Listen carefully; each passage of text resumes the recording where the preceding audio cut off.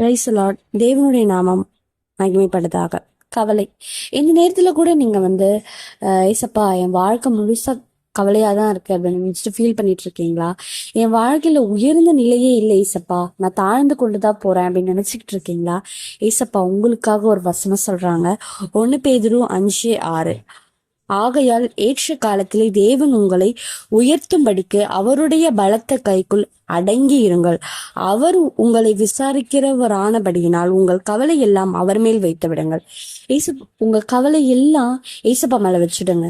உங்களை விசாரிக்கிறவர் இந்த உலகத்துல ஒருத்தர் கூட இல்லைனாலும் உங்களை நீங்க இன்வைட்டே பண்ணாம விசாரிக்கிற ஒருத்தர் உங்களுக்காக காத்திருக்கிறாரு. அது ஆண்டவர் மாத்திரம்தான். அவர் மேல உங்க கவலைகள் எல்லாம் வச்சிருங்க. அவரோட இரு கரங்களுக்கு நடுவுல நீங்க அடங்கி இருந்தீங்கனாலே போதும். ஏசப்பா உங்க வாழ்வுல கண்டிப்பா உயர்வை கொண்டு வருவாங்க. இயேசுவின் நாமத்தினாலே ஆமென்.